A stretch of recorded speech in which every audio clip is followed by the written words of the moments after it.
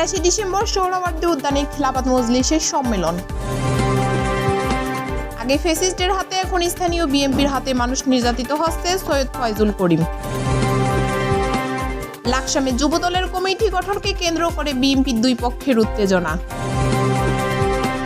জামায়াত ক্ষমতায় গেলে চাঁদাবাজ ও দুর্নীতিমুক্ত দেশ গড়া হবে, শফিকুর রহমান। দেশের বর্তমান সমস্যার সমাধানে দ্রুত নির্বাচন প্রয়োজন, আমির খসরু।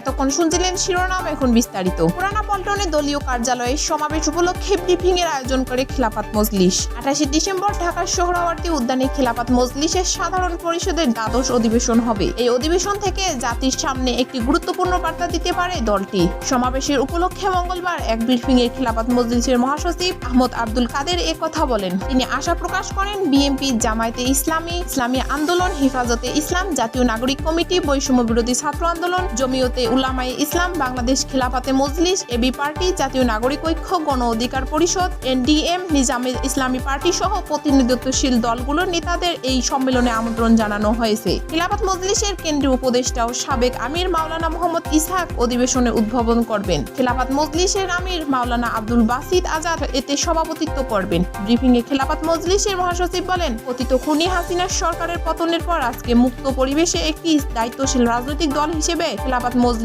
দেশ ও জনগণের স্বার্থে দায়িত্বশীল ভূমিকা পালন করবে। রাষ্ট্র ও জনগণের কল্যাণে প্রয়োজনীয় সংস্কার শেষে একটি সুষ্ঠু নির্বাচনের মাধ্যমে দেশে একটি জনপ্রতিনিধিত্বশীল সরকার প্রতিষ্ঠিত হবে। এই জনপ্রত্যাশা পূরণে খিলাফত মজলিস ইতিবাচক ভূমিকা অব্যাহত রেখেছে। পুরানা পল্টনে দলীয় কার্যালয়ে আয়োজিত ব্রিফিং এ আরো উপস্থিত ছিলেন দলের নায়েবে আমির আহমদ আলী কাশেমি, যুগ্ম মহাসচিব মোহাম্মদ জাহাঙ্গীর হুসাইন, মুস্তাফিজুর রহমান ফয়সাল, মোহাম্মদ আব্দুল জলিল, সাংগঠনিক সম্পাদক মোহাম্মদ মিজানুর রহমান, তথ্য প্রচারক সম্পাদক আব্দুল হাফিজ খসরু, ঢাকা মহানগর দক্ষিণের সাধারণ সম্পাদক মোহাম্মদ আবুল হুসাইন, মনসুরুল আলম, বিলাল আহমদ চৌধুরী, জামিরুল ইসলাম প্রমুখ।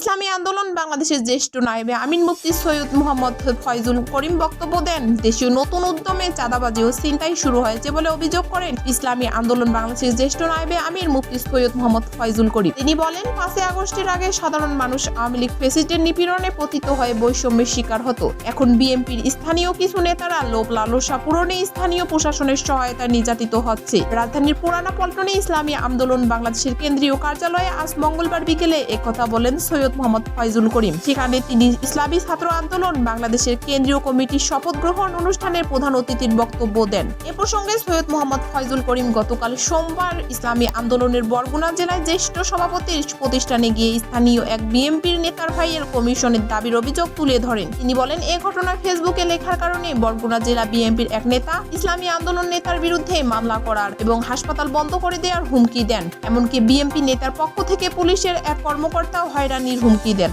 মুফতি ফয়জুল করিম বরগুনা সদরের ওই পুলিশ কর্মকর্তাকে প্রত্যাহার এবং হুমকিদাতায় বিএনপি নেতার বিরুদ্ধে দলীয় ও আইনি ব্যবস্থা নেওয়ার দাবি জানান। তিনি বলেন, প্রশাসনের উঁচু স্তর থেকে নিচু স্তর পর্যন্ত সবার জন্য সমান সুযোগ তৈরি করা সম্ভব না হলে নির্বাচনের পরিবেশ তো দূরের কথা, স্বাভাবিক জীবনযাপন এবং ব্যবসা প্রতিষ্ঠান পরিচালনা কঠিন হবে। চাঁদাবাজ, দুর্নীতিবাজ ও সিন্ডিকেটের দৌরাত্ম্য আরো বৃদ্ধি হবে। কালো টাকার ছড়াছড়ি ব্যাপক হবে। আগামী নির্বাচন অবাধ, সুষ্ঠু ও নিরপেক্ষ হওয়ার আশা করা হচ্ছে। চট্টগ্রামে এক বীর মুক্তিযোদ্ধাকে লাঞ্ছিত করার ঘটনাকে নিন্দনীয় কাজ বলে মন্তব্য করেছেন সৈয়দ ফয়জুল করিম। তিনি বলেন, ওই মুক্তিযোদ্ধা যদি কোনো অপরাধ করে থাকেন তবে তাকে আইনের আওতায় এনে দৃষ্টান্তমূলক শাস্তির ব্যবস্থা না করে কেন জুতার মালা পরানোর ঘটনায় কোনোভাবেই সমর্থনযোগ্য নয়। এই ঘটনার সঙ্গে জড়িত ব্যক্তিদের অবিলম্বে আইনের আওতায় আনার জন্য সংশ্লিষ্টদের প্রতি আহ্বান জানান তিনি। সেই সঙ্গে চাঁদপুরের হাইমচরে সারবাহী জাহাজে 7 খুনের ঘটনার কারণ উদ্ঘাটন করে জড়িত ব্যক্তিদের বিরুদ্ধে শাস্তির দাবি জানান। ইসলামী ছাত্র আন্দোলনের সভাপতি ইউসুফ আহমদ মানসুরের সভাপতিত্বে পরিচিত সভায় আরো বক্তব্য দেন সংগঠনের সভাপতি মোহাম্মদ মুতাসির আহমদ ও সেক্রেটারি জেনারেল শেখ মাহবুবুর রহমান প্রমুখ। লাকসামে যুবদলের কমিটি গঠনকে কেন্দ্র করে বিএনপির দুই পক্ষের উত্তেজনা। কুমিল্লার লাকসামে বিএনপির দুই পক্ষের মধ্যে আজ মঙ্গলবার পাল্টাপাল্টি ধাওয়ার ঘটনা ঘটে। পরিস্থিতি নিয়ন্ত্রণে ঘটনাস্থলে আসে সেনাবাহিনী। আজ দুপুরে লাকসামের দৌলতগঞ্জ বাজারে কুমিল্লার লাকসামে যুবদলের কমিটি গঠন ও প্রতিনিধি সভাকে কেন্দ্র করে বিএনপির দুই পক্ষের নেতাকর্মীদের মধ্যে পাল্টাপাল্টি ধাওয়ার ঘটনা ঘটেছে। মঙ্গলবার দুপুর থেকে বিকেল পর্যন্ত লাকসাম সদরের দৌলতগঞ্জ বাজারে এ ঘটনা ঘটে। দলীয় সূত্র জানায়, লাকসামে বিএনপির রাজনীতি দুই ভাগে বিভক্ত। এক পক্ষের নেতৃত্বে আছেন সাবেক সংসদ সদস্য ও বিএনপির কেন্দ্রীয় কমিটির কুমিল্লা বিভাগীয় সাবেক সাংগঠনিক সম্পাদক এম আনোয়ার উল আজিম, আর অন্য পক্ষের নেতৃত্বে আছেন বিএনপির কেন্দ্রীয় কমিটির শিল্প বিষয়ক সম্পাদক মোহাম্মদ আবুল কালাম। দীর্ঘদিন ধরে বিএনপি ও এর সহযোগী কমিটির সংগঠন নিয়ে এই দুই পক্ষের মধ্যে বিরোধ চলছে। দুই পক্ষের অনুসারী যুবদলের অন্তত 5 নেতার সঙ্গে কথা বলে জানা গেছে মঙ্গলবার কুমিল্লা দক্ষিণ জেলা যুবদলের একটি সাংগঠনিক দলের লাকসামে দুই পক্ষের নেতাকর্মীদের সঙ্গে পৃথকভাবে প্রতিনিধি সভা করার কথা। প্রথমে জেলা যুবদলের সাংগঠনিক দলটি পৃথক সভায় উপস্থিত থাকার আশ্বাস দিলেও পরে আনোয়ার উল আজিম পক্ষের নেতাকর্মীদের সভায় উপস্থিত থাকতে পারবেন না বলে জানিয়ে দেন। এরপর দুপুরে জেলা যুবদলের সাংগঠনিক দল লাকসাম সদরের উত্তরবাজার এলাকায় আবুল কালাম পক্ষের কার্যালয়ে এলে যুবদলের প্রতিনিধি সভা শুরু হয়। ওই সভা শুরুর আগে থেকেই দুই পক্ষের নেতাকর্মীরা মুখোমুখি অবস্থান নেন। প্রত্যক্ষদর্শীরা জানান দুই পক্ষ মুখোমুখি অবস্থান নিলে দৌলতগঞ্জ বাজারে উত্তেজনা ছড়িয়ে পড়ে। এ সময় উত্তর গ্রুপের নেতাকর্মীদের মধ্যে পাল্টাপাল্টি ধাওয়ার ঘটনা ঘটে। এ সময় অনেকের হাতে চাইনিজ কুড়াল, চাপাতি সহ দেশীয় অস্ত্র দেখা গেছে। এক পর্যায়ে আনোয়ার উল আজিমের অনুসারীরা দৌলতগঞ্জ বাজারে মিছিল বের করেন। মিছিলটি দৌলতগঞ্জ হয়ে উত্তর বাজার প্রদক্ষিণকালে দুই পক্ষের মধ্যে আবার উত্তেজনা সৃষ্টি হয়। এ সময় উত্তর বাজার কালামের দলীয় কার্যালয়ের কাছে এবং মেইন রোড চত্বরে বেশ কয়েকটি ককটেল বিস্ফোরণ ঘটনা ঘটে। এতে বাজারের ব্যবসায়ী ও পথচারীরা আতঙ্কিত হয়ে পড়ে। খবর পেয়ে সেনাবাহিনী ও পুলিশের সদস্যরা ঘটনাস্থলে গিয়ে নেতাকর্মীদের ছত্রভঙ্গ করে দিলে পরিস্থিতি নিয়ন্ত্রণে আসে। আবুল কালাম পক্ষের উপজেলা যুবদলের সাবেক সভাপতি মাহবুবুর রহমান জানান, আমাদের কার্যালয়ে যুবদলের প্রতিনিধি সভা চলাকালে অন্য গ্রুপ মিছিল বের করে। এই সময় উত্তেজনা দেখা দেয়। আমরা আমাদের গ্রুপের কর্মী ও সমর্থকদের সংঘাত পরিহার করতে অনুরোধ করলে তারা ফিরে আসে, কারণ আমরা কোনো সহিংসতা চাইনি। এ বিষয়ে আনোয়ারুল আজিম পক্ষের উপজেলা যুবদলের সাবেক সাধারণ সম্পাদক বিশ্বতম সাহা বলেন, যুবদলের কমিটি নিয়ে জেলা যুবদলের একটি সমন্বয় প্রতিনিধি দল লাকসাম আসে। উভয় গ্রুপের সঙ্গে প্রথমে বসার কথা থাকলেও তারা এক পর্যায়ে আমাদের নিষেধ করে দেয়। এতে উত্তেজিত হয়ে যুবদলের নেতাকর্মী মিছিল বের করে। পরে আমাদের লোকজনও শান্ত হয়ে আমরা নিয়ে আসি। আমরাও চাইনি কোনো সহিংসতা হোক। এ বিষয়ে লাকসাম থানার পরিদর্শক মোহাম্মদ ফারুক হোসেন জানান, উত্তেজনার খবর পেয়ে পুলিশ সর্বোচ্চ সতর্ক অবস্থানে ছিল। শেষ পর্যন্ত কোনো অপ্রীতিকর ঘটনা ছাড়াই আইন শৃঙ্খলা রক্ষাকারী বাহিনী পরিস্থিতি নিয়ন্ত্রণে আনে। এখন পরিস্থিতি শান্ত রয়েছে। গাইবান্ধা জামায়াতে ইসলামী কর্মী সম্মেলনে বক্তব্য দিচ্ছেন দলটির আমির শফিকুর রহমান। আজ মঙ্গলবার গাইবান্ধার ইসলামিয়া উচ্চ বিদ্যালয় মাঠে জামায়াতে ইসলামী বাংলাদেশের আমির শফিকুর রহমান বলেছেন, জামায়াত ক্ষমতায় গেলে চাঁদাবাজ ও দুর্নীতিমুক্ত দেশ গড়া হবে। দেশে দখলবাজি ও চাঁদাবাজি চলবে না। দখলবাজ চাঁদাবাজ মুক্ত দেশ গড়তে নেতাকর্মীদের ত্যাগ স্বীকার করতে হবে।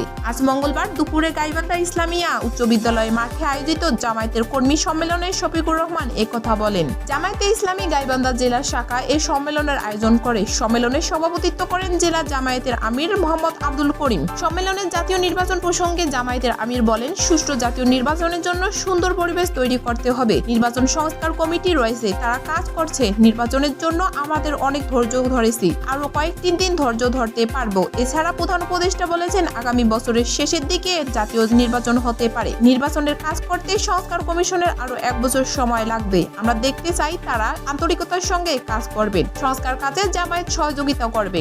ক্ষমতায় গেলে সব ক্ষেত্রে নারীদের গুরুত্ব দেওয়ার কথা উল্লেখ করেন জামায়াতের আমির বলেন, জামায়াতে ইসলামী ক্ষমতায় গেলে কর্মক্ষেত্রে মেধা ও যোগ্যতার ভিত্তিতে নারীদের অংশগ্রহণ নিশ্চিত করা হবে। তিনি আরো বলেন, গত 5 আগস্ট পালিয়ে যাওয়া ফ্যাসিস্ট সরকারের প্রধানমন্ত্রী 15 বছর ক্ষমতায় থেকে যে 3টি ডামি নির্বাচন করেছেন, জনগণ সেগুলো প্রত্যাখ্যান করেছে। 2013 সালের 5 মে শাপলা চত্বরের ঘটনার বিষয়ে জামায়াতের আমির বলেন, তৎকালীন সরকারের আমলে শাপলা চত্বরে রক্তের বন্যা বইয়ে দেওয়া হয়েছে। এজন্য তদন্ত কমিটি রয়েছে, সেই তদন্ত আলোর মুখ দেখেনি, সে বিচার আজও হয়নি। এ ঘটনায় নাটক সাজিয়ে তারা দায়ভার বিরোধী দলের উপর দেয়া হয়েছে। জামায়াতের আমির আরো বলেন, স্বাধীনতার পর থেকে এ পর্যন্ত বাংলাদেশের হিন্দু, বৌদ্ধ ও খ্রিস্টানদের উপর কারা কারা অত্যাচার করেছে, তাদের সম্পত্তি কারা দখল করেছে, জামায়াত ক্ষমতায় গেলে সেসব বিষয় আন্তর্জাতিকভাবে তদন্ত করে শ্বেতপত্র প্রকাশ করা হবে। যারা দোষী তাদের বিচার করা হবে। গাইবান্ধা জেলার বিভিন্ন উপজেলা থেকে নেতাকর্মীরা ব্যানার, ফেস্টুন ও প্লাকার্ড নিয়ে কর্মী সম্মেলনে যোগ দেন। জামায়াতে ইসলামীর সহকারী সেক্রেটারি জেনারেল মাওলানা আব্দুল হালিম, কেন্দ্রীয় কর্মপরিষদ সদস্য মমতাজ উদ্দিন, মাহবুবুর রহমান, জেলা জামায়াতের সাবেক আমির আব্দুর রহিম, জামায়াতে ইসলামী ছাত্র শিবিরের সাবেক কেন্দ্রীয় সভাপতি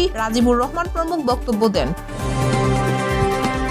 বর্তমান দেশের অর্থনৈতিক, সামাজিক ও রাজনৈতিক বৈদেশিক সমস্যার সমাধান করতে হলে দ্রুত সংসদে নির্বাচিত সরকার প্রয়োজন বলে জানিয়েছেন বিএনপির স্থায়ী কমিটির সদস্য আমির খসরু মাহমুদ চৌধুরী। মঙ্গলবার বিকেলে বিএনপি চেয়ারপারসনের গুলশান কার্যালয়ে গণ অধিকার পরিষদের সঙ্গে লিয়াজো কমিটির বৈঠক শেষে প্রেস ব্রিফিংয়ে তিনি একথা জানান। আমির খসরু বলেন, নির্বাচন দ্রুত হওয়া দরকার। একটা নির্বাচিত সরকার যত তাড়াতাড়ি ক্ষমতায় আসবে, বাংলাদেশের বর্তমান অর্থনৈতিক, সামাজিক, রাজনৈতিক এবং আজ বৈদেশিক যে বিষয়গুলো আমরা সম্মুখীন হচ্ছি সেগুলো নির্বাচিত সরকারের পক্ষে দ্রুত সমাধান দেওয়া সম্ভব। তিনি বলেন, বিগত সরকারকে ক্ষমতাচ্যুত করার ধারাবাহিকতায় বিএনপির 31 দফা দাবি সংস্কার ও তা বাস্তবায়নের কার্যক্রম নিয়ে বৈঠকে বিভিন্ন দলের সঙ্গে আলোচনা হয়েছে। প্রয়োজনে নির্বাচিত সরকার 31 দফা সহ বিভিন্ন রাজনৈতিক দল ও বর্তমান সরকারের সংস্কার কমিটির সংস্কার প্রস্তাবনাও বিবেচনা করবে। তিনি আরো বলেন, সংস্কার করতে হবে সংসদে, জনগণের নির্বাচিত সংসদে আলোচনায় ভিত্তিতে সেই সংস্কার হবে। আমাদের সবার প্রত্যাশা হচ্ছে দ্রুত নির্বাচনের মাধ্যমে দ্রুত একটা সংসদ, একটা সরকার গঠন করা, যারা আগামী দিনে 31 দফা